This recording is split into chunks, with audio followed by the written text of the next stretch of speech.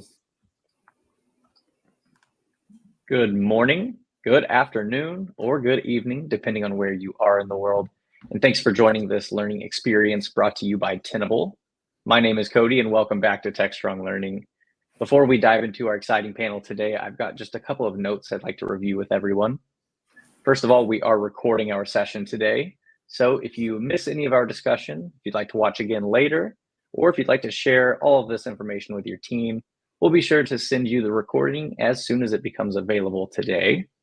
If you'd like to get involved, there are a couple of ways to do so. The first option is to use the chat tab on the right side of your screen. So when you find that chat tab, I'd like you to check in with us and let us know from where in the world you are joining from. If you have specific questions, we want you to direct those to the Q&A tab on the right side of that chat section. That just helps us keep track, and we want to do our best to answer as many of your questions as we can in our allotted time. Additionally, if you jump to that handout section, you'll see there are a couple of resources there for you, so feel free to grab those while you're here with us.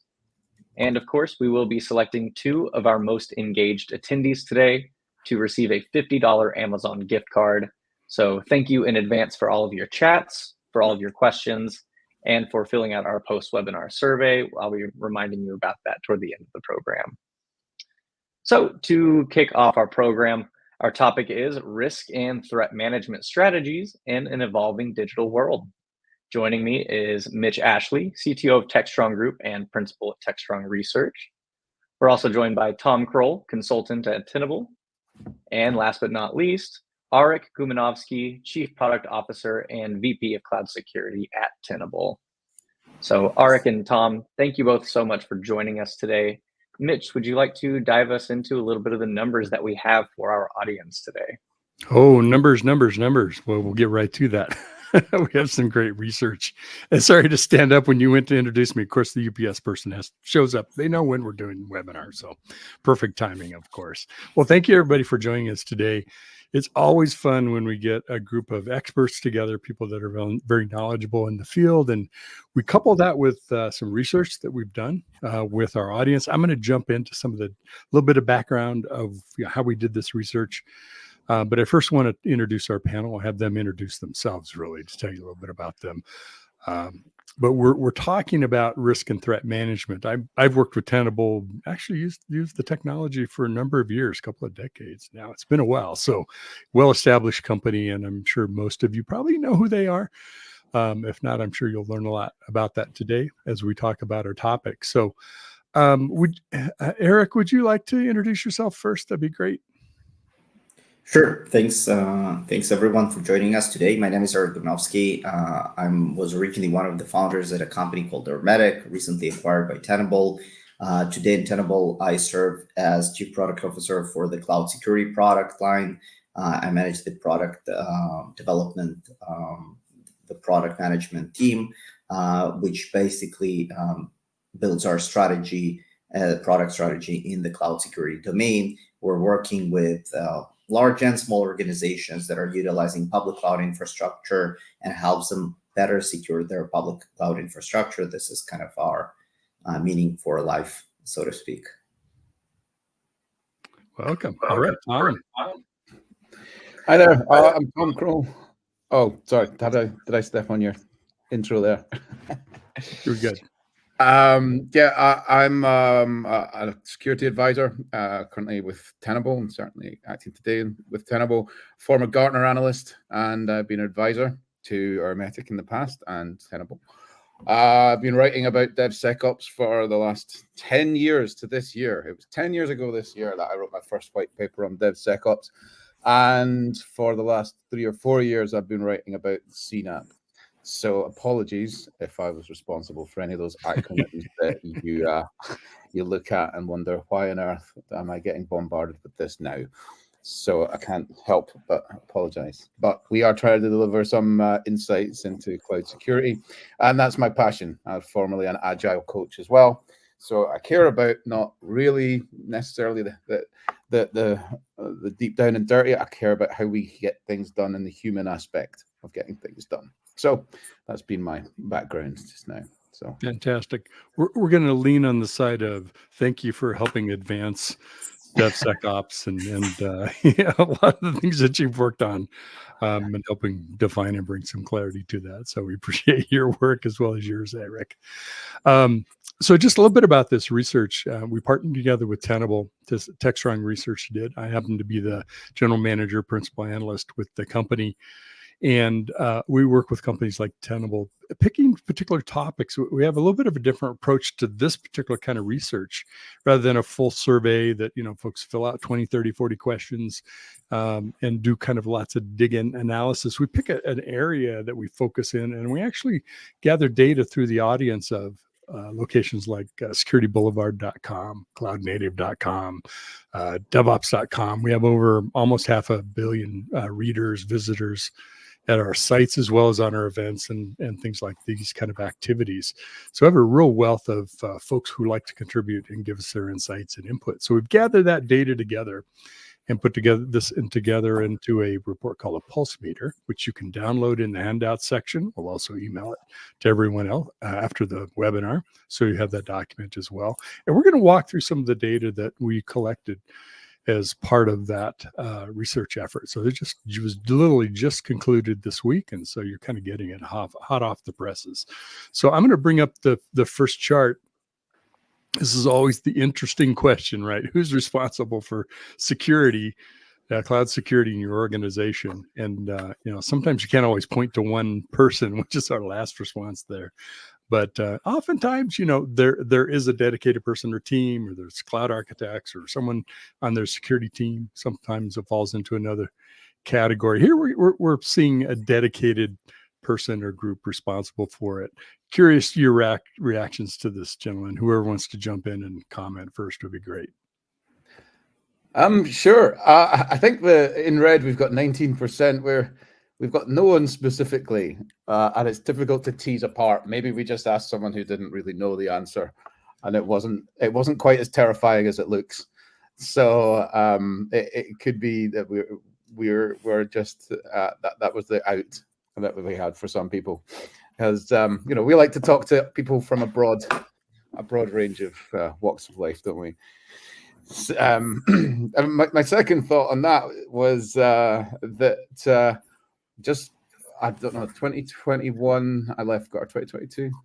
I left Gartner in 2022, and we just started telling people, rather than create this cloud center of excellence that we've been banging on about for about 5 to 8 years, we're starting to tell people, do you know what? Cloud security is just security now. So really, from this, I wonder how many people are so ahead of the curve that they've re-merged their cloud center of excellence, and how many people just didn't bother doing that in the first place. So, and find themselves at the bleeding edge. So, I think that those are some of the interesting parts that I would add to that part.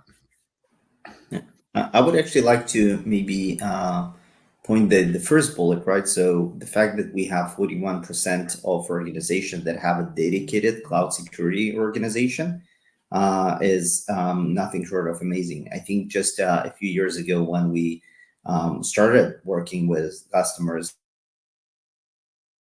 in the security space, customers that have already moved significant parts of their infrastructure to cloud, and we're talking about the largest financial institutions globally, the largest manufacturing companies, again, everyone basically.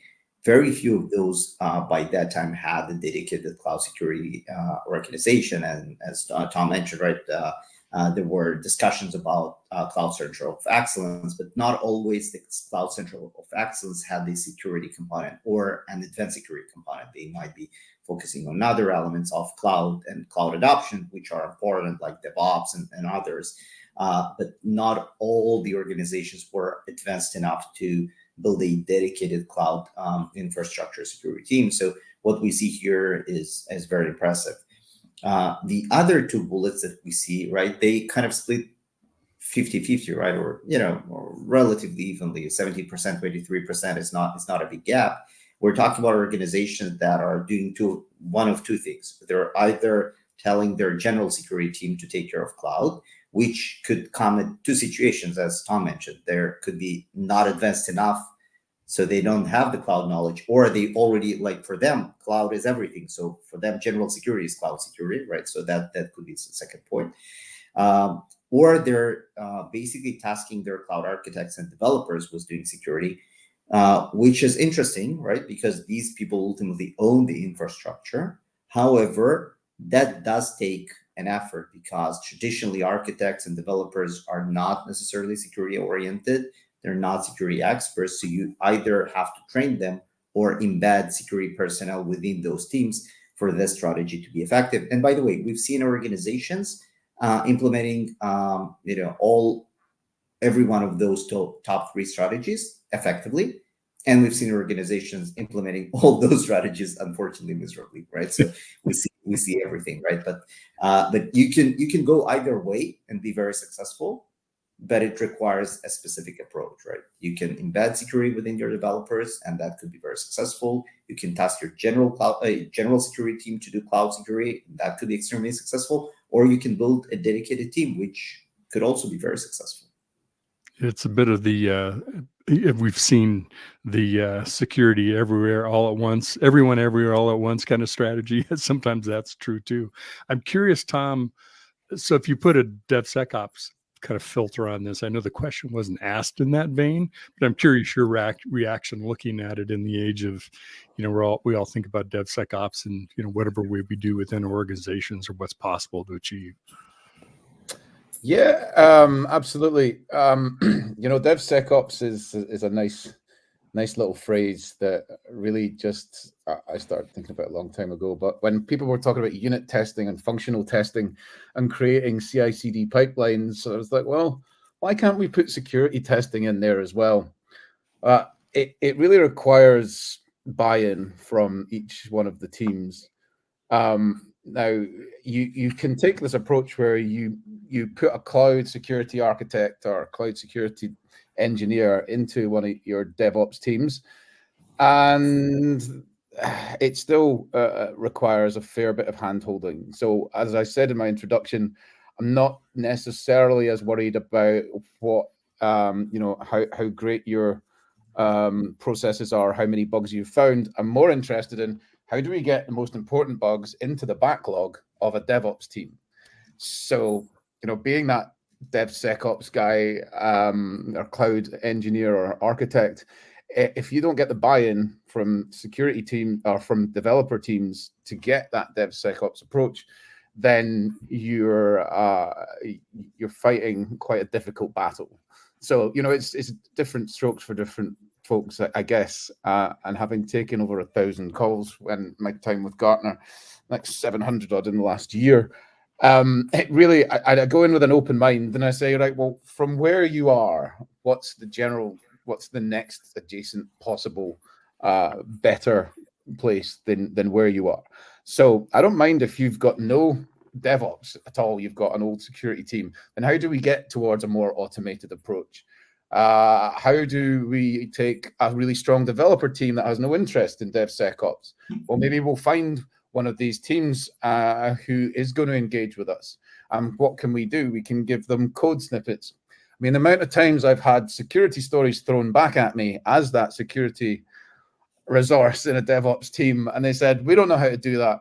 You've got to give us at least the answer. Then that's where we bring in actionable alerts and integrations with their Jira or with whatever ServiceNow queue they're using to prioritize their tickets. So, how do we bring a team closer to the automation and SecOps view of the world, and and also how do we lean into some teams that may not be interested whatsoever?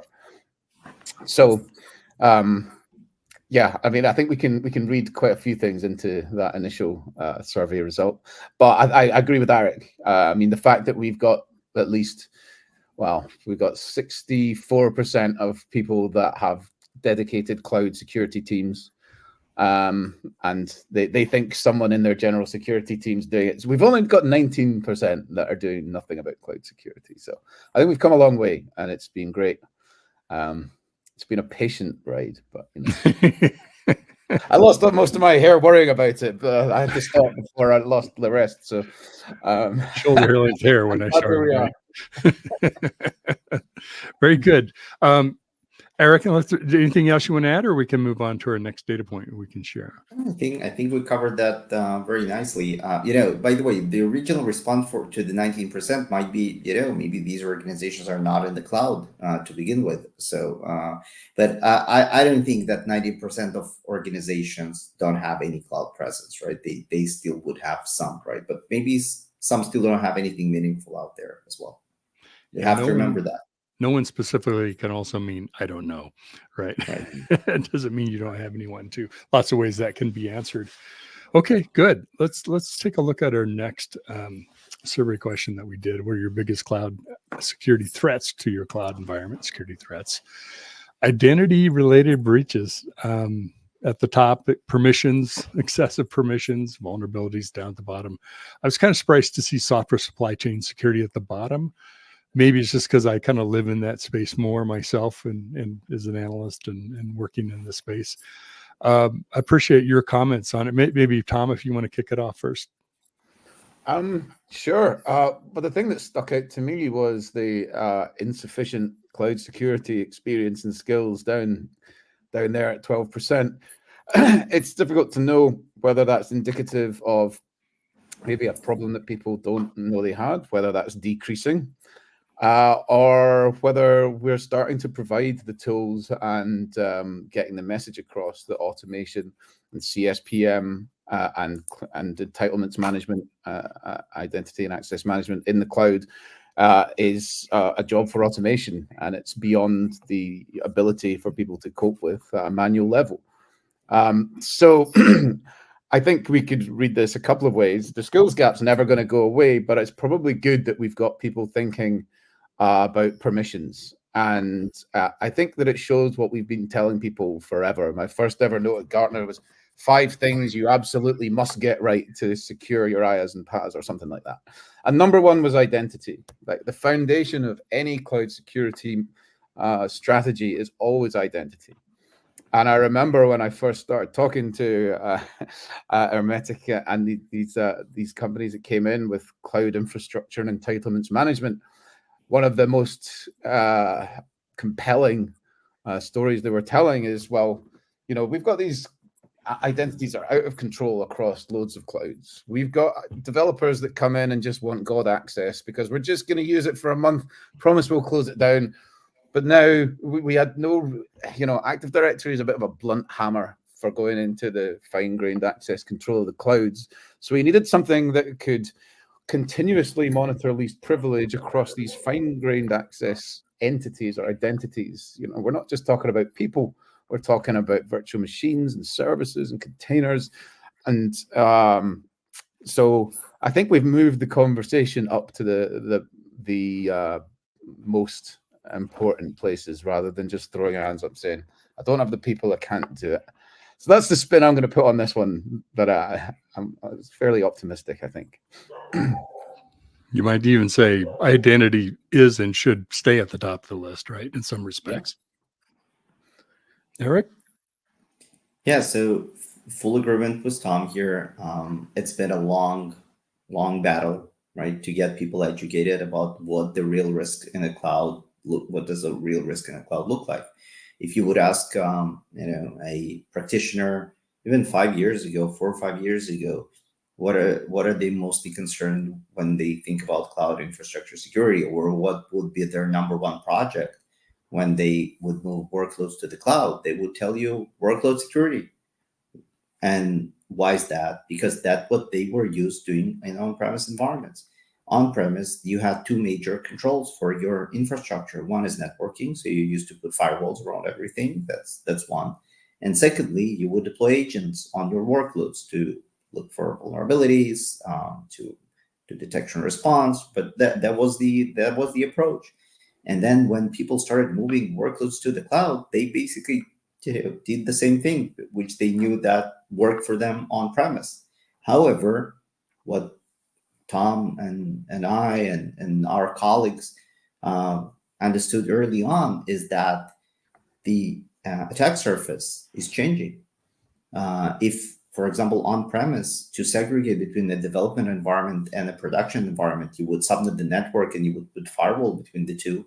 In the cloud, that's not what you're doing. You're giving different accounts or subscriptions to those different groups, and you have to monitor that there is no access or permissions to access from one to another. If you want to give a third-party access to your environment, it's not about opening ports in the firewall anymore. It's actually about making sure that the third party has an identity and that identity has the right level of permissions to access your infrastructure. And that the biggest risks come from misused or overprivileged identities, for example, belonging to third parties. So these are very, very important elements of the story. And gradually we see that kind of the audience and the industry caught up with that, right? So people now understand that when, as Tom mentioned, when you start securing your cloud infrastructure, you should not only be looking at your vulnerabilities, but you have to look at things like identity. However, we all matured and we all understand that we need a comprehensive view of the environment, which obviously looks at identities, but also integrates the workload view, the network view. And that's a CNAPP story that Tom mentioned earlier that he's been writing a lot about at Gartner. And now with Tenable helps us kind of form the strategy around cloud native application protection, which is this holistic, natively integrated view that allows everyone to cover their entire cloud stack from a security perspective.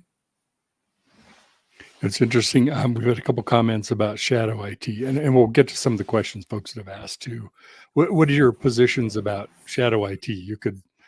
I'll start by just saying, when I was running IT organizations, I would always tell my team, well, there's three reasons why people will come to IT. One is security, two is data, three is getting access to systems when you're talking about shadow IT. So eventually it all comes full circle. I'm curious your perspective. Certainly shadow IT is not a problem that's going away. I'd say that it's being shifted slightly, and the main way that we manage shadow IT, or I coach people to manage their shadow IT these days, is to centralize their sensitive data and put the appropriate controls on their sensitive data stores. Now, I can still log in, or I've still got shares to a job that I was doing a few years ago. I won't say which, probably more than one. And sometimes I kind of like lurking in their Slack channel and then just randomly sending a text to my old boss about his journey to London that day and see if he clocks onto it. But that would tie all the way back to managing your offboarding and your identity and your configurations. So, you're not going to realistically get rid of all of your shadow IT.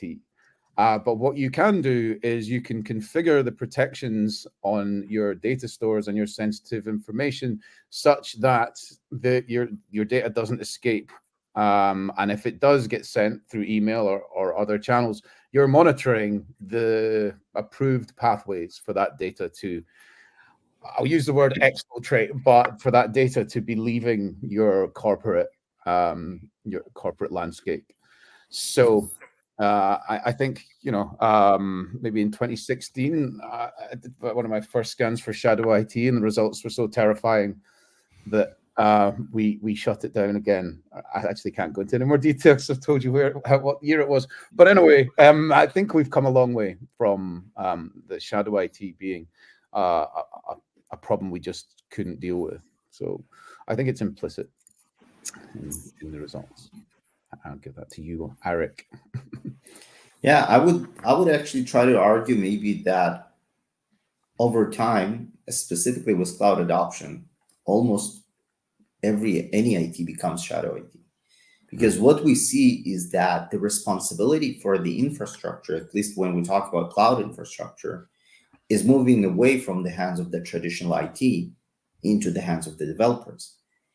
If 5 years ago I was a developer and I needed to spin up a server to run my application or test my application, I would raise a ticket in ServiceNow, it would go to the IT team, and they would spin up a server for me. And then I would get the credentials so I could, access the server.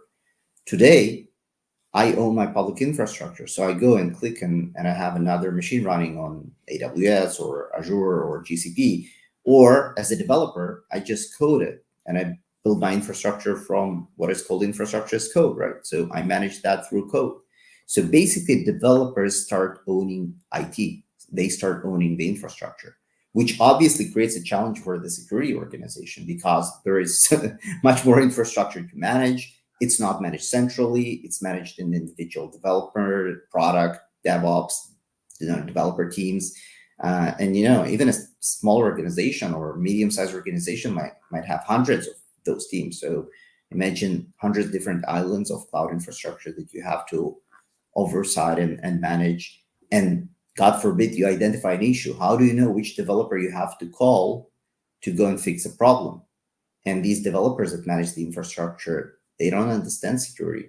They're not trained on security. So how do you enable them and how do you help them actually understand the importance of the issue and actually help them go and solve the issue, right? So that's probably, if you mentioned the organizational perspective of cloud security, that's probably the biggest challenge we see cloud security teams facing today is, okay, how do I get my hat and my controls around all this decentralized infrastructure?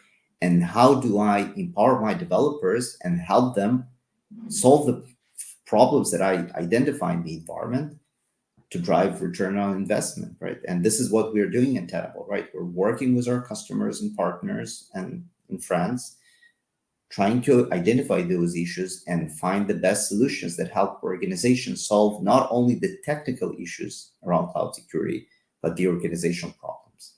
And this is what we're doing here. I'm curious, Joe, we have some great questions that are lined up here for us from the audience. Joe asked a question about what about on-prem? When you have both on-prem and cloud, now we're talking about sort of lots of environments that possibly are managed by more than one group, developers included. How do you fit on-prem into the strategy of who is managing security? What do you find organizations are typically looking at different approaches for that? Want to jump in, Tom? Sure. Well, I touched on this in the opening slide, where for about 5 to 8 years, AWS and everybody was saying, you've got to create a cloud center of excellence because cloud security and on-prem security are two different things. So we need to be able to enable our cloud teams to move more quickly, use, rather than managing virtual appliances in the cloud, which I suspect you may still be doing if your on-prem team are managing cloud security. But start to embrace more cloud-native security principles, which is cloud security posture management, which is using logs and security groups to create fine-grained access control, to monitor configuration and privileges continuously, to use some machine learning algorithms to monitor user behavior post-authentication, and move towards some zero trust principles. Now, we'll probably, I'll save zero trust for a future slide because I think it comes up. But I feel like a lot of these principles that were created in the cloud are now becoming, what can we bring back from cloud security, and what can we add to what we knew was a solid foundation with on-prem security principles, and how can we take the foundation of on-prem security principles and merge those with what we've learned from the cloud to enable a faster digital business delivery. And I'm happy to go into more details of what I mean by that, because there was probably a few buzzwords in there. But what I'm saying is that both principles are totally fine. I would never say that on-prem doesn't work in cloud. Certain parts of on-prem, we know about them for years, and we're not going to throw them out because cloud security is suddenly something different.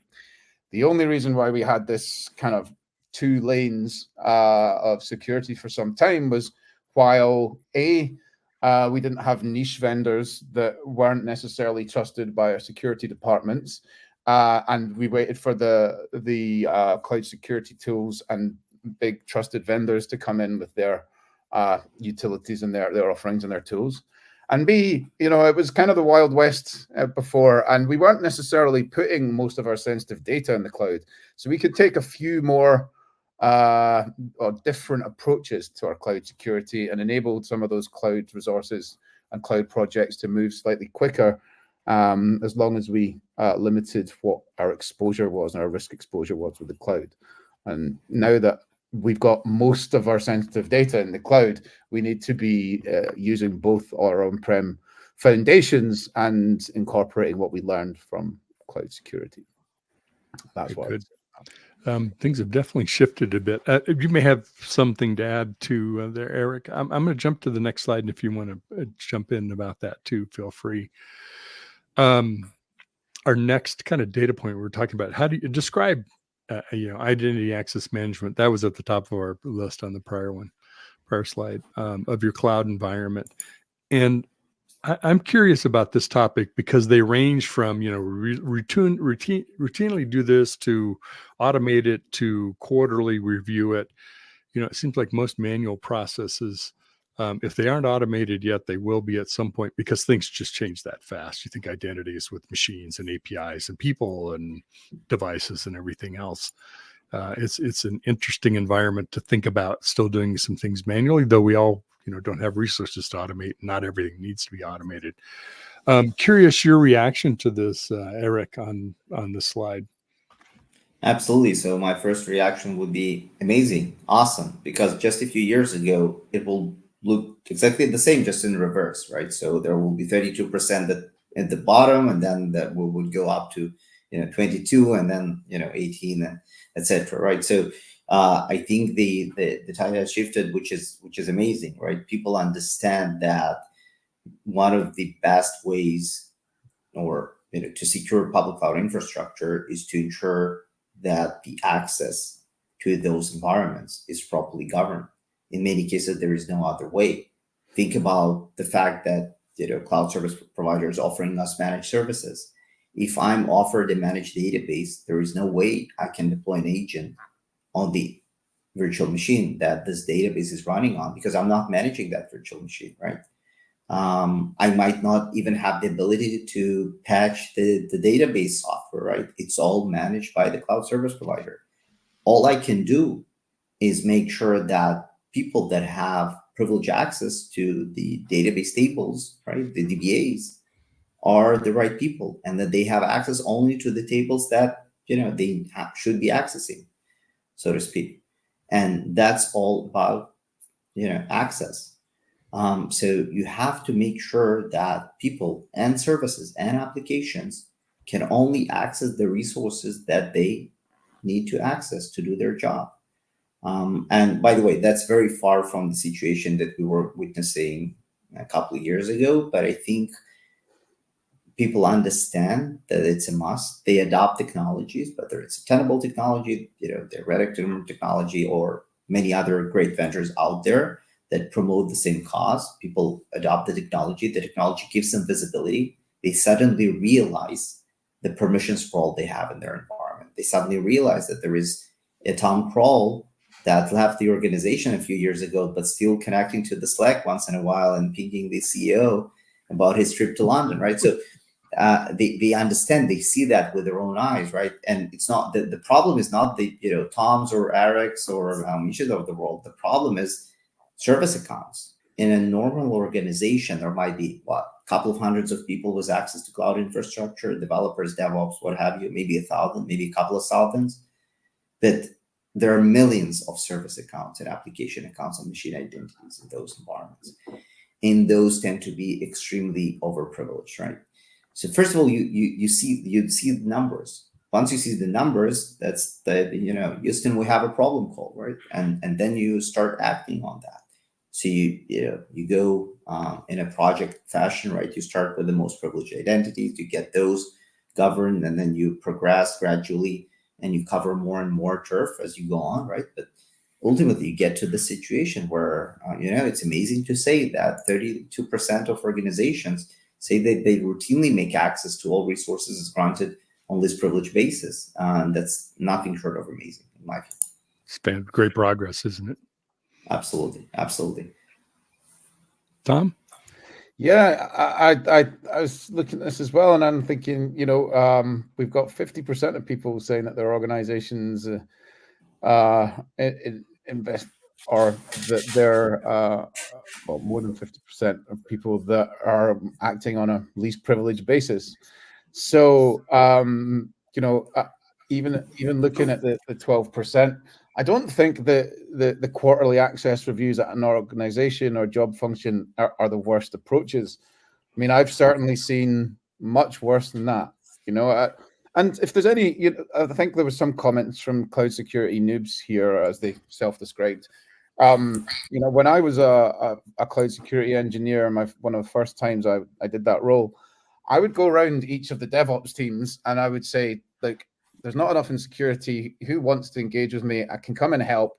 And what I would do is take the really easy ones, the non-impactful changes first of all. And the first thing I would do is take just a printout from AWS Access Advisor. And I would say, look, you've got 50 users here. 20 of them haven't been accessed in over a year. 18 of them have weak passwords, and a lot of them are over provisioned, and a lot of them have more access than they need. So, if I wouldn't be embarrassed to tell people that we did a quarterly manual access review of each of our cloud accounts. I mean, I think that's that's not, it's better than I've seen in a lot of places. So I'm actually going to put the 12% of quarterly access reviews in the good pile. Ad hoc or best effort is really only 15%, and the siloed teams, I mean, they're always going to be kind of tricky if you don't have a centralized view. So I think this is a really positive result or reflection of where we are as an industry, that people are at least taking quarterly every 3 months reviews, or they're enforcing least privilege to not just users but resources. And I think that understanding is implicit in the answer to the top question, because we said access and resource levels. So I find this really encouraging, and it's good news for the industry, I think, and from where we've been. What do they say? Take news, good news when you can get it, right? Exactly. We're happy to have good news, especially as security people, right? Yeah. Let's chat a little bit about experience scaling cloud environments. We've been at this a while, right? We've been moving things to the cloud, lift and shift initially, and maybe modernizing some applications as well as doing cloud native development, things like that. But people have different levels of, let's say, dedication towards the importance of cloud in their strategy. Maybe a part of it, maybe, if full guns, full bore ahead. It's kind of what we saw a little bit in this data here.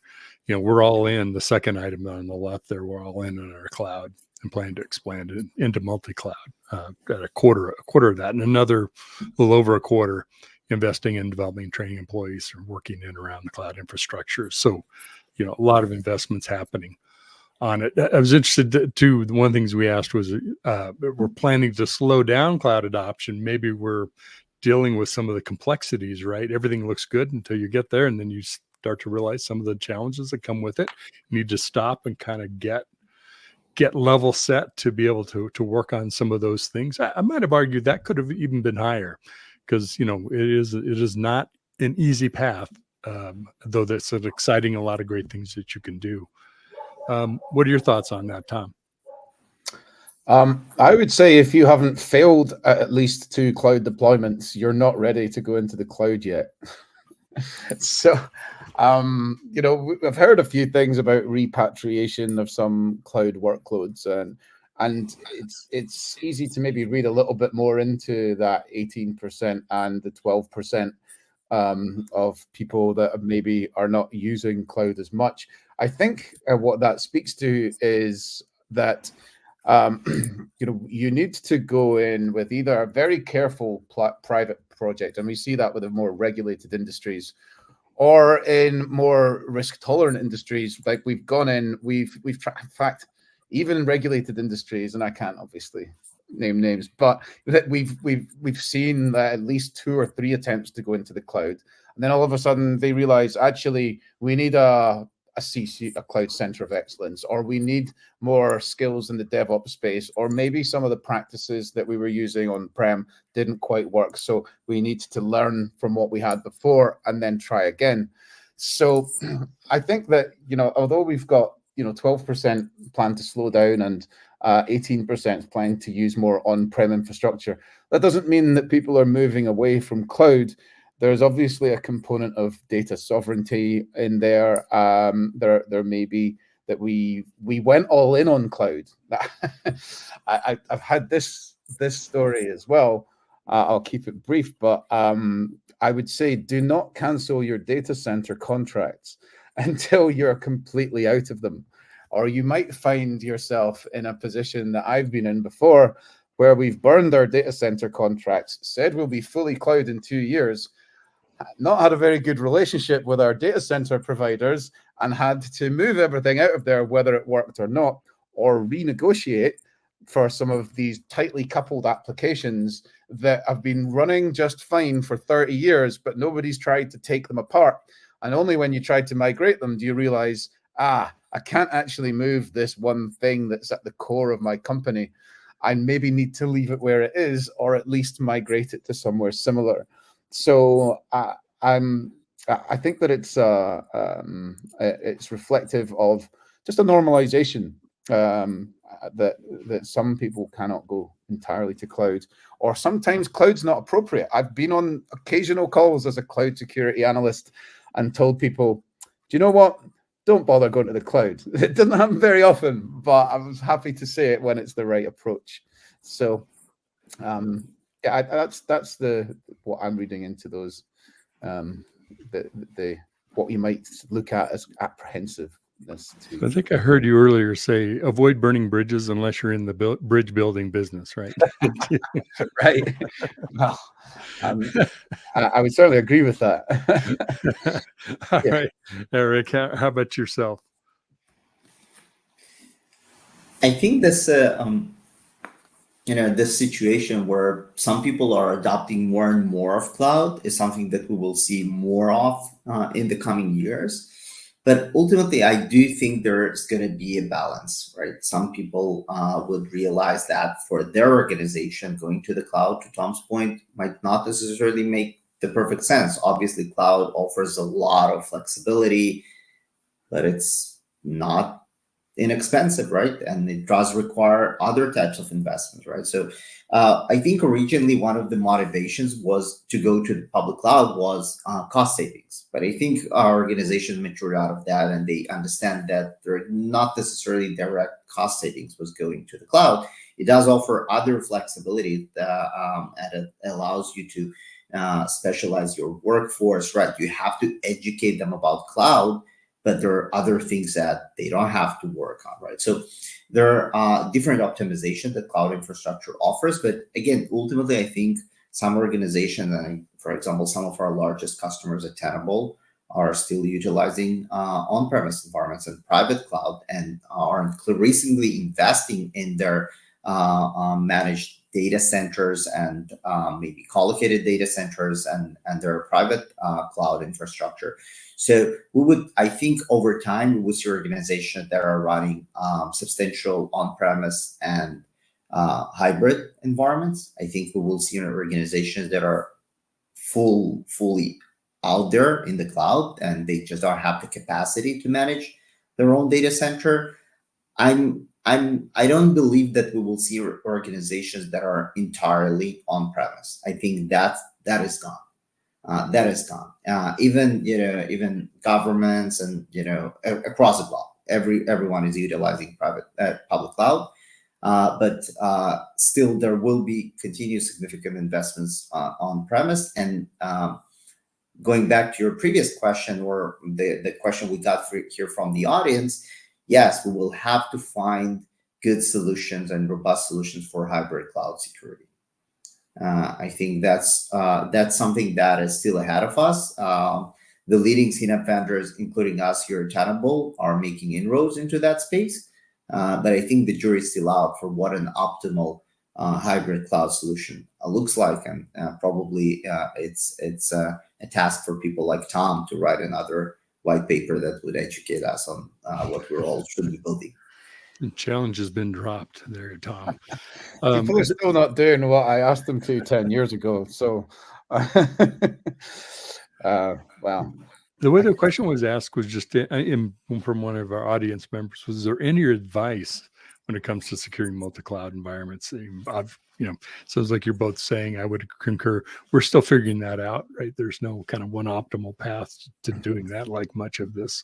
Any thoughts on how you would advise someone who is either entering or considering entering a multi-cloud environment? 100%, if you don't mind me going first again, Eric. Sure. Cool.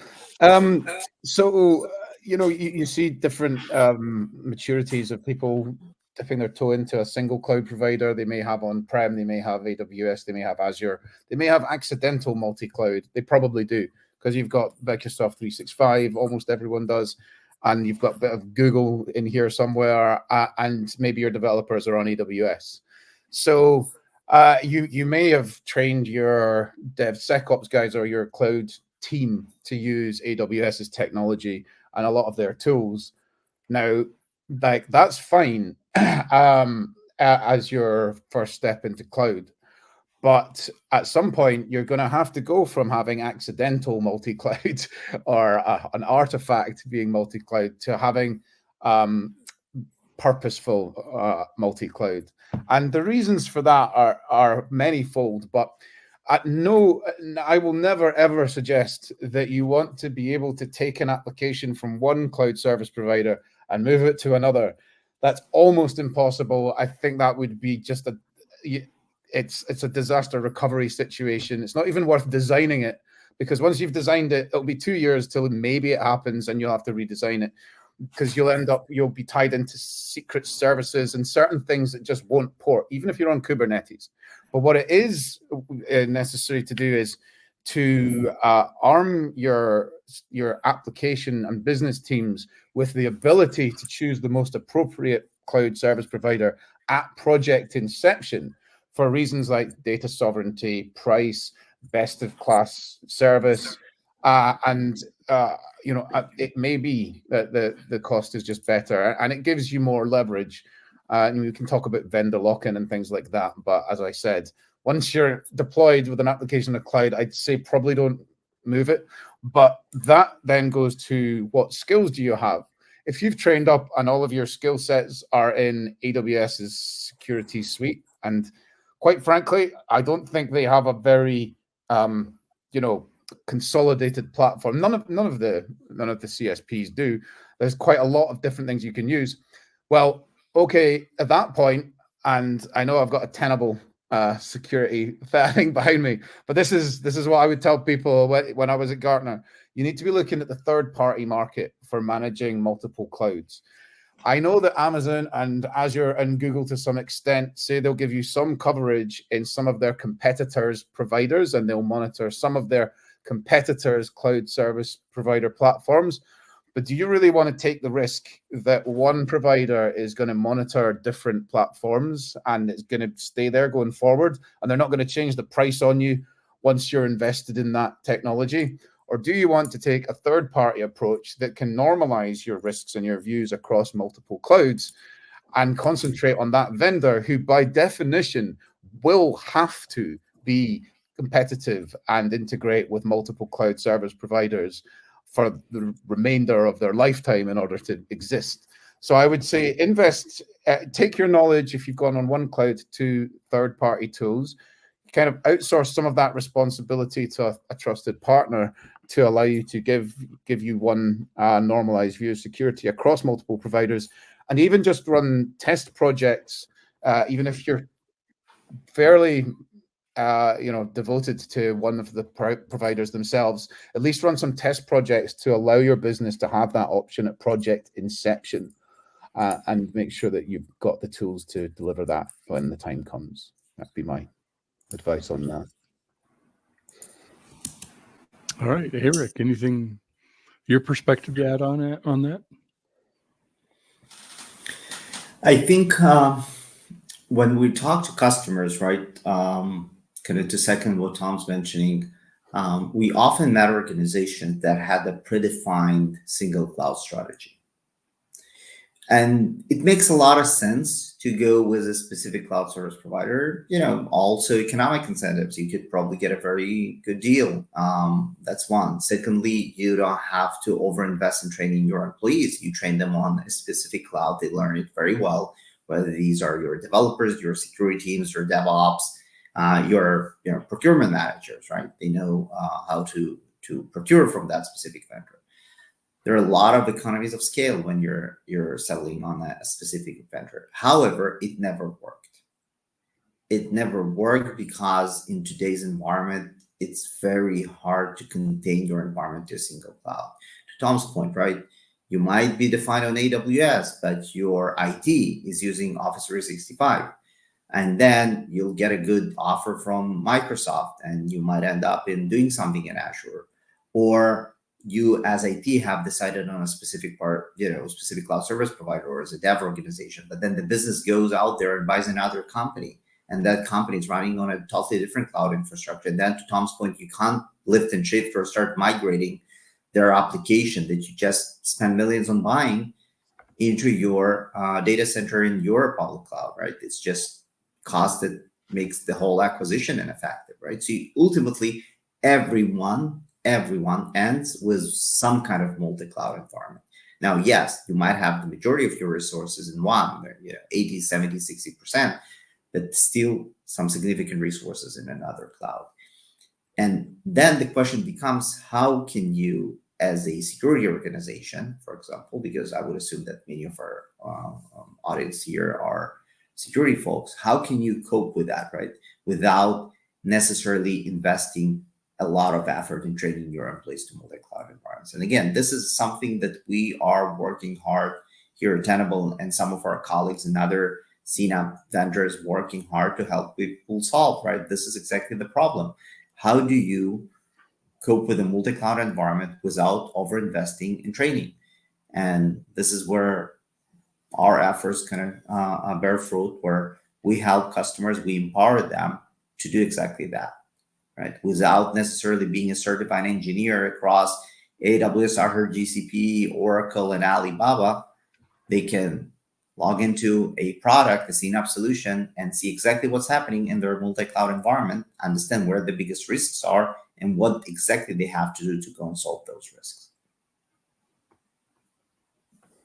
Excellent.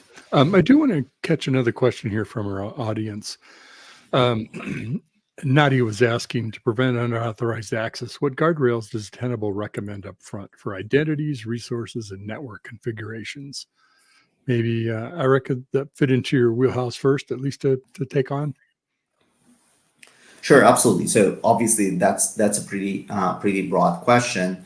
You have to start with making sure that your basic hygiene is set, right? So first of all, understanding that you don't have resources exposed to the public, right? And it's also a question of access management. No one external to your organization can access your environment, whether those identities, so you don't have buckets or keys or even container images accessible broadly from the internet. The point is making sure that your data resources and compute resources are not exposed on the networking level, right? So making sure that your cloud perimeter, if you like, is all contained. Once you do that, then there are two other important elements to start working on. One is access, and is basically governing your identities and their access permissions within the environment, right? So you understand no one external can access that, but let's make sure that internally your environment is abiding by the principle of least privilege that we talked a lot about. That's one core element. And the other core element is where you can, where you are running workloads, let's make sure that your workloads are secured, right? And make sure that these two elements also talk to each other, right? So if you have workloads, let's prioritize those for security purposes by the permissions they have in your environment, right? And vice versa, right? So how you can use your expertise in those two areas to prioritize your efforts. kind of pausing here, I think that's already enough of work for someone who's kind of starting their journey in public cloud. I've got my to-do list all ready to go right after the webinar. We have about 4 minutes left or so because we need to give Cody a few minutes to wrap up. And be sure and go to the handout section and download the report, download the slides. There's a bunch of great stuff, including how to check out Tenable Cloud Security, and I encourage you all to do that. I want to combine this last data point that we're going to highlight with a question also that was asked by one of our audience members. So let me move on to that one. It's talking about sort of what technologies do you see that you want to learn more, you're going to focus on in 2024. And I'll add to this, it wasn't part of the question we asked of the audience, but one of our participants today asked about, well, yeah, what about blockchain and AI and cloud, and how are people enrolling and including those emerging technologies, if they're emerging to you, in what they're doing? There's quite a long list of things we can focus on. I mean, security is so broad and wide in terms of domain topics. It's tough to be an expert in all of them, but it wasn't shocking to me to see Kubernetes and container security along with zero trust right up there at the top of the list. You mentioned, I think, zero trust, Tom, so I need to give you a chance to close that comment, okay? Well, in 90 seconds or less. In 90 seconds or less, give or take a few. I'm kind of glad I kicked this one to the end till I'll be saved by the bell. Without going into what zero trust actually means, I mean, we can do an entire broadcast on that. But basically, I'm not surprised to see container and Kubernetes security at the top there. Again, I think it's been many years since we started rolling out containers and Kubernetes security. I think after 3 months of working on Kubernetes security in about 2017, I thought I didn't know anything until my security colleagues asked me about it. And half an hour later, when I stopped talking, I realized maybe I had learned something and we were just scratching the surface. So I'm really not surprised to see that that's top of people's list. And zero trust and least privilege, I mean, it kind of goes back to what guardrails can you put in place for people starting out in the cloud that I think Nadia asked. So that, how much innovation do we want in our cloud? How much do we want to lock down everything so that nobody can work and we have zero risk? Or where along this risk appetite graph do we want to have the innovation? And zero trust access management would be like nobody gets admin. Anybody who wants to deploy anything has to go through security. Basically, work is very slow, and you take a very low risk approach, and you deliver hardly anything. Again, with so AI-driven automation, and I think blockchain was in there. I won't talk about blockchain because I know nothing about it. I try not to talk about things I know nothing about. But the main benefits of AI at the moment, the reality of most people is it may help you to automate some of your manual processes, or certainly it may help you to interface with some of the technology that required an awful lot of SQL scripting in the past, where now you can just say, show me everything that's insecure that belongs to Tom Kroll, and then the entire dashboard lights up.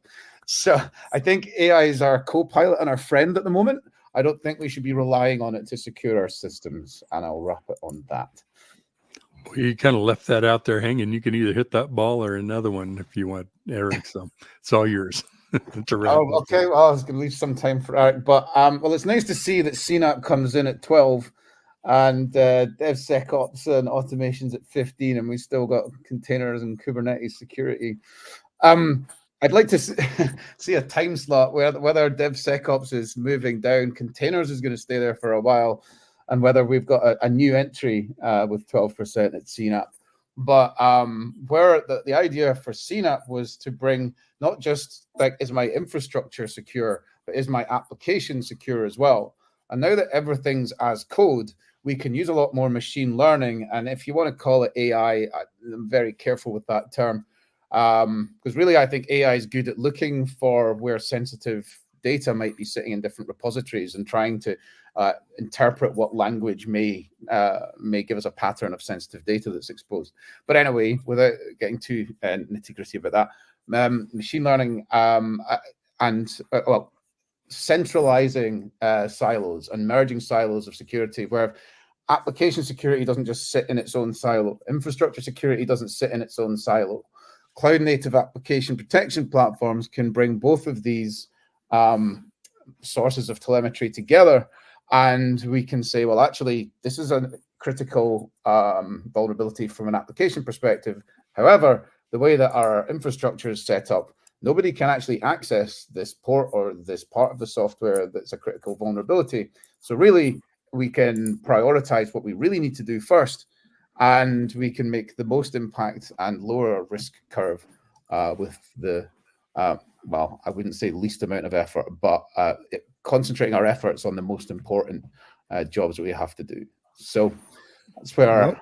With that, we're at the top of the hour. I wish we had an after the show so I could get Eric's response in there too. We'll just have to have you both back again.